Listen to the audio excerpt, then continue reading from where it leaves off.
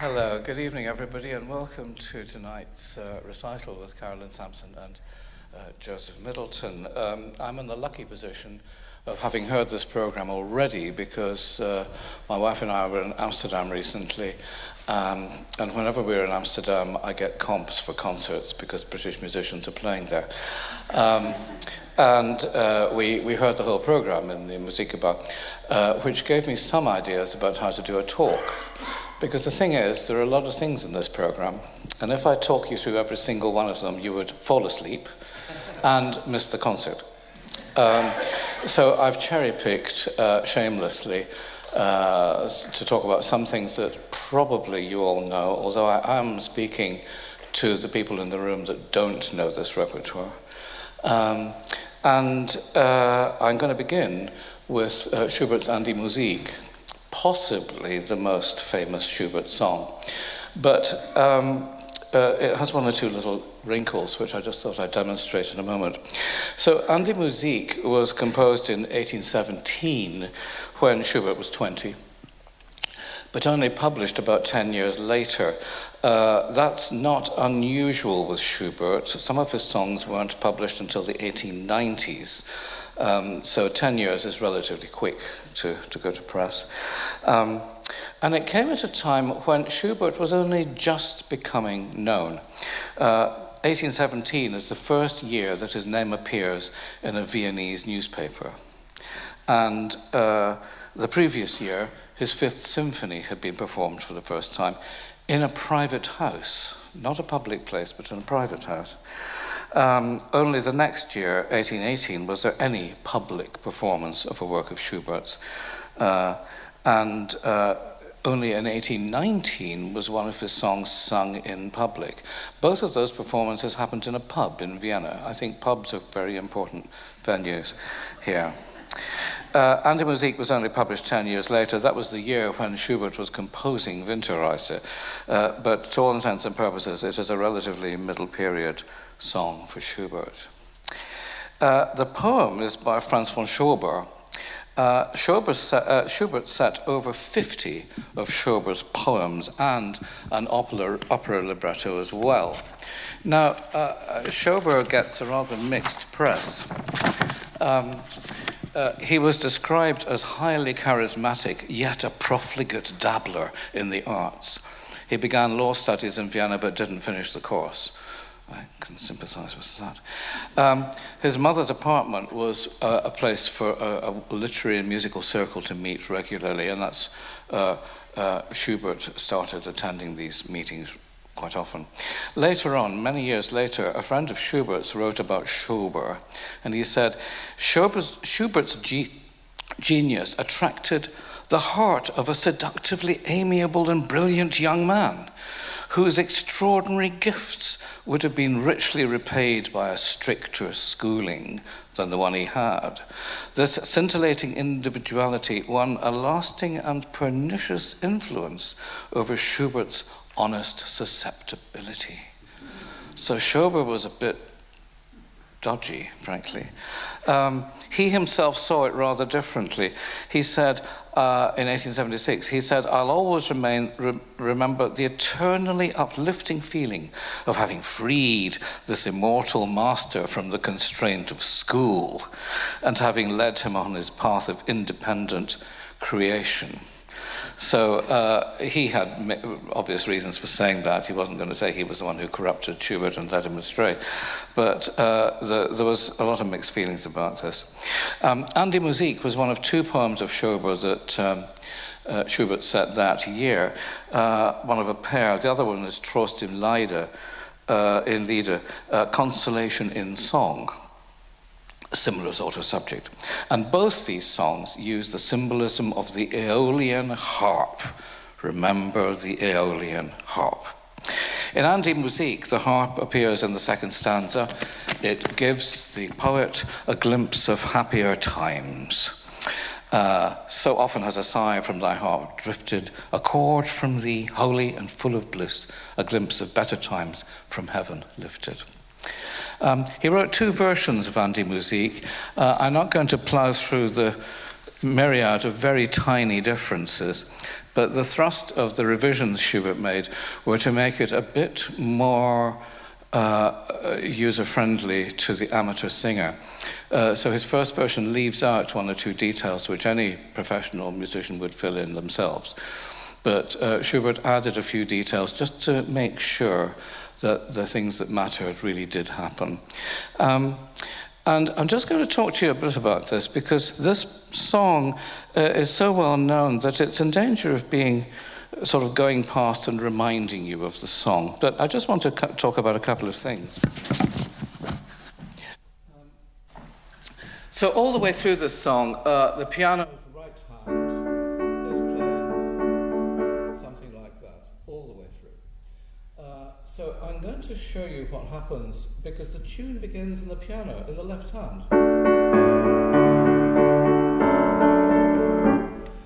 And only then does the voice come in, singing the same tune, answered by the piano. And then the piano goes, and the voice goes.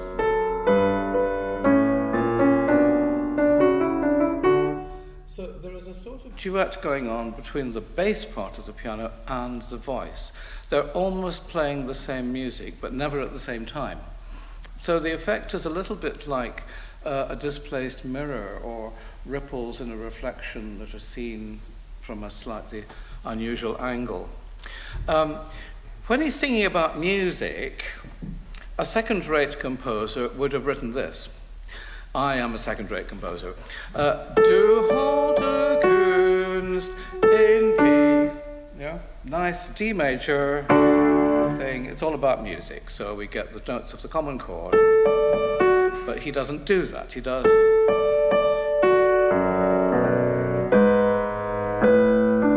That little side step is just enough to lift it out of being utterly predictable, as it might have been with a composer like Zelter, for instance. And he writes an appoggiatura as well. When I was at Newcastle University many years ago, one of the music lecturers kept a little notebook. And in that notebook, he wrote down chords that he found in Mozart, passing dissonant chords that only lasted for a very short time and then were gone. And some of them looked like Schoenberg. They looked extraordinary dissonant clumps of notes. Some chords in this piece could have gone into David Barlow's notebook. That one, for instance, goes past in no time, but it's there. And similarly, this one.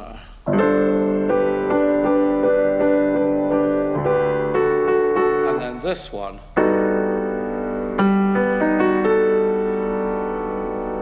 Which is technically a sort of dominant ninth chord. That chord goes past in a moment. But there are all sorts of little things there that just tweak this apparently simple music. So if you listen out for the chromatic detail, you won't go far wrong. This sort of passage, just for the piano, is in a different world from the opening. So there are all these little correspondences and little motifs that keep coming back. The opening idea, that interval of a sixth, that one, they come crushing together near the end. You get two descending sixths there. So he ties the whole thing together with a few very simple musical ideas. And it's therefore it's taking us to a better world, but by subtle steps. He's not trying to completely seduce us. Schubert might have been disappointed at that. Now, the next one I'm going to talk about is the Aeolian harp. And I'm not going to play much of that, partly because I simply can't. But there was a lot of interest in the 19th century in Aeolian harps. In the 18th century, they were seen as kind of amusing toys or scientific instruments of some kind. The wind blows across the strings and the natural harmonics are sounded. A human being doesn't play it. But in the 19th century, in the Romantic movement, it was deeply symbolical. It was music made by nature itself. And in many cases, the Aeolian harp is tied up with the mental state of the poet or the narrator. So it's a kind of complicated example of the pathetic fallacy. I feel sad, it's raining, that kind of thing. This song, the poem is set by Mirica, but Wolf wrote this song when he was 19 to mark the death of his brother, who was 17 years old, and who died in rather mysterious circumstances, possibly suicide, but it's not at all clear. Coleridge writes a poem about the Aeolian harp. I mean, it's called the Aeolian harp. It's mildly erotic. He talks about the simplest lute played lengthways in the casement by a desultory breeze caressed like a coy maid half yielding to her lover. We're moved some distance away from a toy here. In Shelley's Mutability, the harp, the defining feature is it never repeats itself. It never says the same thing twice. And Shelley's defense of poetry has the most interesting description of this. He says, man is an instrument over which a series of external and internal impressions are given, like the alternations of the wind over an Aeolian lyre, which move it by their motion to ever-changing melody. So it is never the same twice, and you hear that in Wolf's song.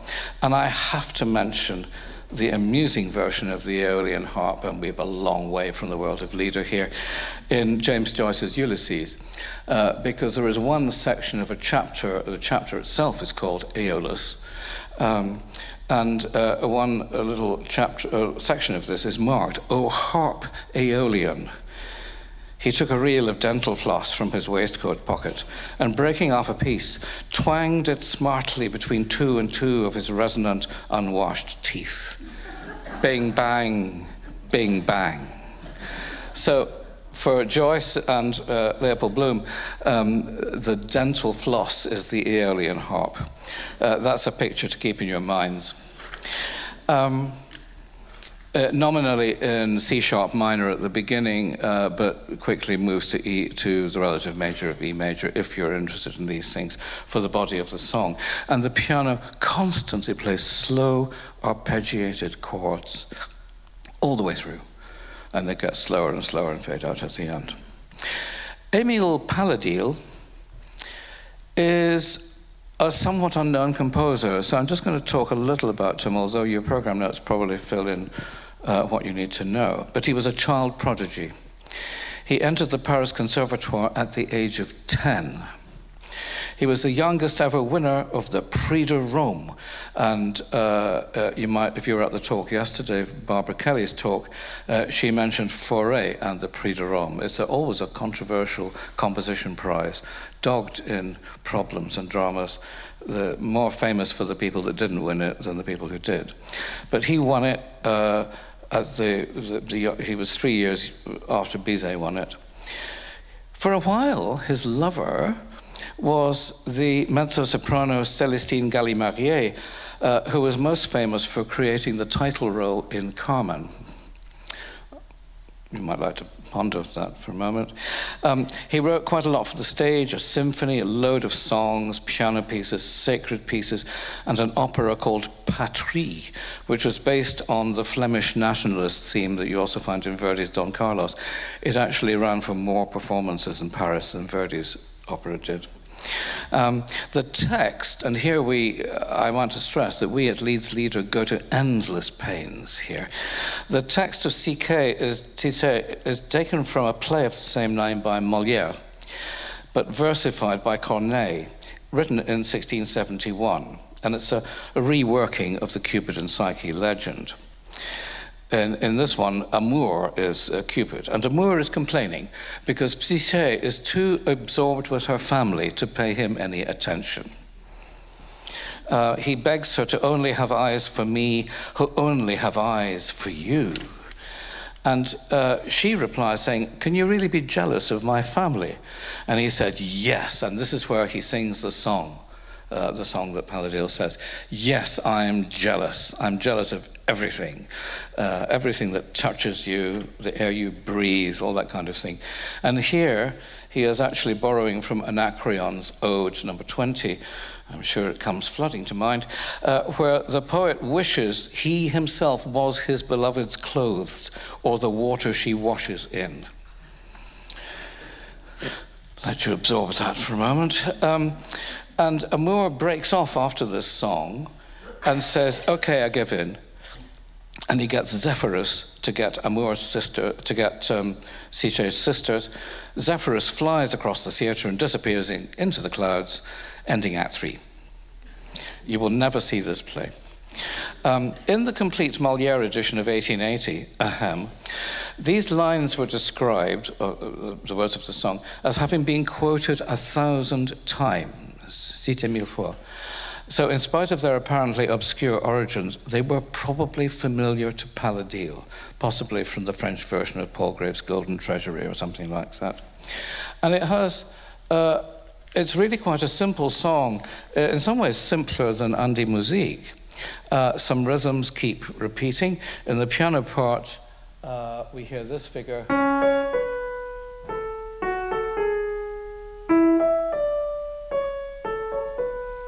And that rhythmic figure appears almost all the way through the piece. It's also striking for the use of what's called a descending seventh interval, when the voice sings at the beginning, that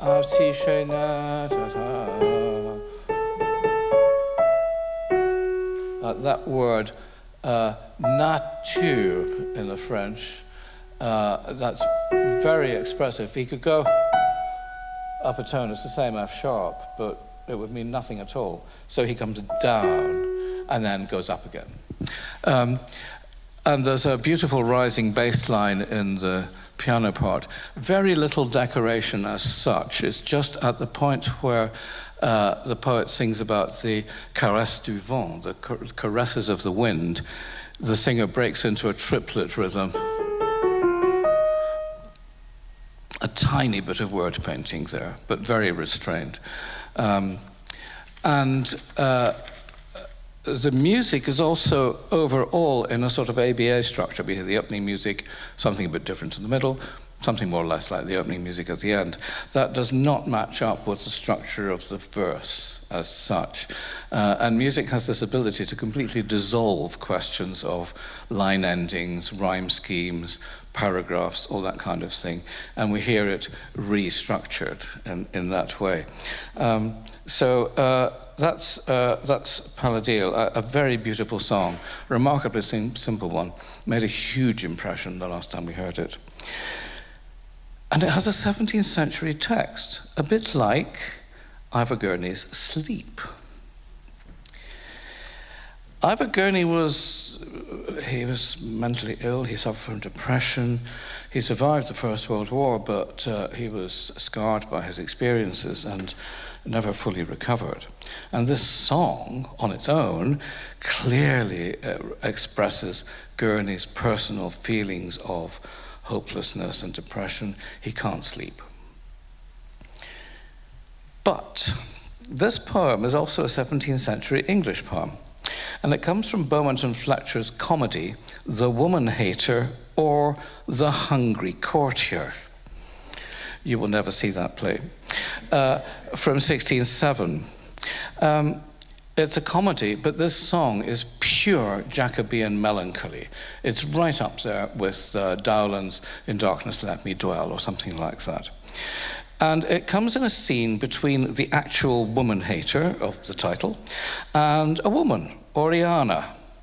And the woman hater says, "Sing till you crack your treble string in pieces." And she says, "I'd rather sing at doors for bread than sing to this fellow." And then she sings this song, which is extremely moving and very touching. And then after she's done singing the song, The woman hater says, have you done your wassail? 'Tis a handsome, drowsy ditty, I'll assure you. I'd as lief hear a cat cry when her tail is cut off, as hear these lamentations, these lousy lovelays, these bewilments. You think you've caught me, lady? You think I melt now like a dish of May butter and run all into brine and passion. It's quite extraordinary. And when I was checking this out, I had to read this scene several times because I couldn't quite believe that she sings this extremely beautiful poem in the middle of such a ridiculous scene. But that is Jacobean drama for you. Now, Gurney's song, again, is really quite a simple thing. And one of the ideas that occurred to me, and I was speaking to Joseph about this, is that this was a very good recital to show you what you can do with very limited, restrained means. And this is a very good example. So this song opens with rocking to send you to sleep. It only just works, by the way.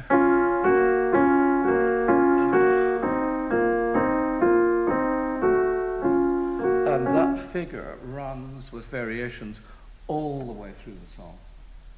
And we're in B flat minor, which is one reason why I'm not going to demonstrate much from it at the keyboard, because B flat minor basically sits on all the black keys, and I'm nowhere near good enough to do that. There are one or two tiny little expressive gestures that match the word. So on the word feel, that from thence, I may feel an influence. At the word feel, the singer has a little melisma. Feel an influence. That word feel gets 5 notes. And it's not nearly as happy as that sounds without the harmony. And also at the word fancy, let some pleasing dream beguile all my fancies. Suddenly the piano leaps up and does a little decoration of fancies that go.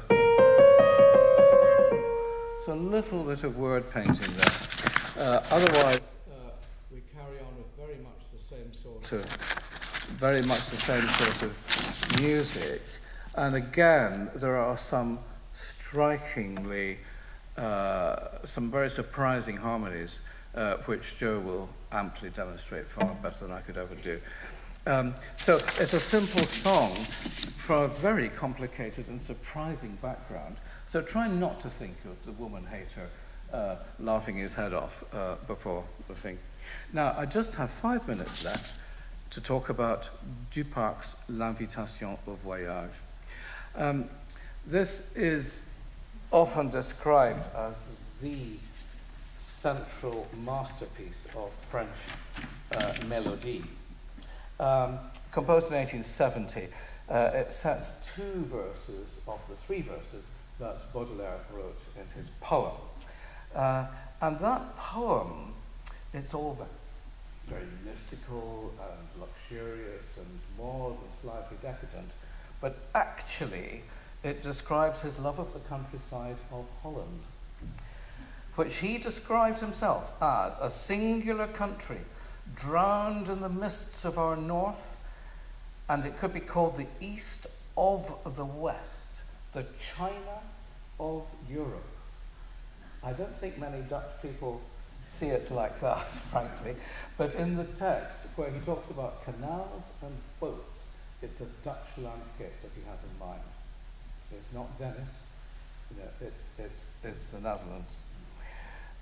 When he wrote the poem, Baudelaire was in love with an actress called Marie d'Aubrac, and this poem describes a mystical trip in his mind which finds them both in an exotic, perfect world. Now, it first appeared in Baudelaire's Fleurs du Mal collection, which was immediately the cause of public sensation and uproar. After there was a trial and 6 poems were immediately taken out on grounds of obscenity. Baudelaire was fined 300 francs for offending public morals. The judges said that this necessarily led to the excitement of the senses by crude realism and public decency. So please contain yourselves as you hear this song. Duparc himself became seriously ill and stopped composing at the age of 37 in 1885.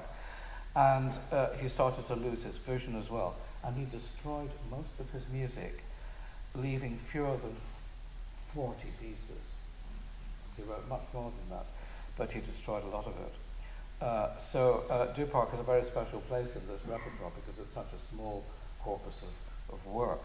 He just heard Wagner's Rheingold, the opera, made a deep impression, and this is composed under the influence of Wagnerian harmony. But Duparc is not as long as Wagner.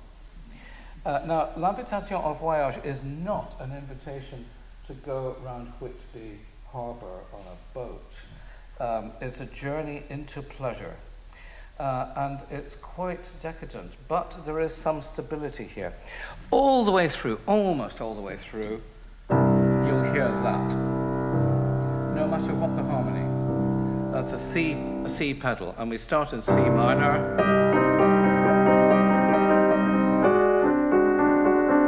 Immediately, that key change is the most characteristic thing in the song. That harmonic shift is this song.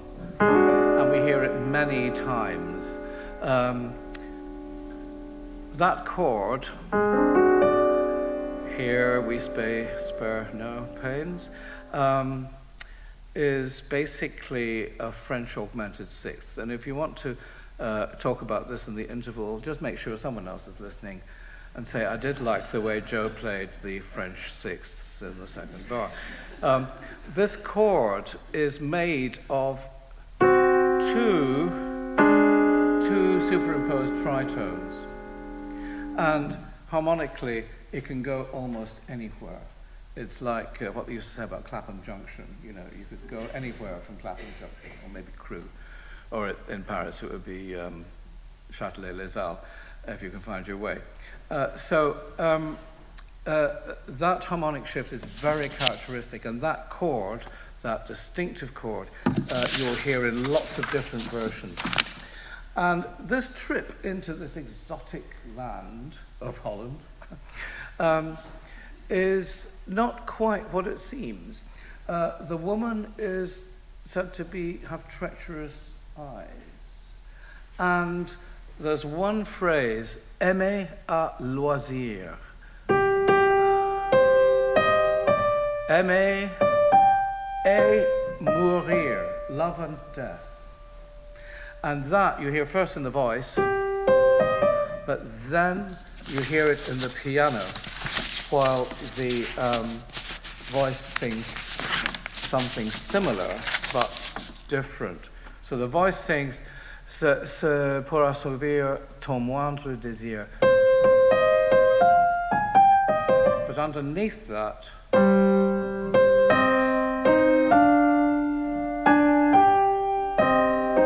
so love and death are there all the time.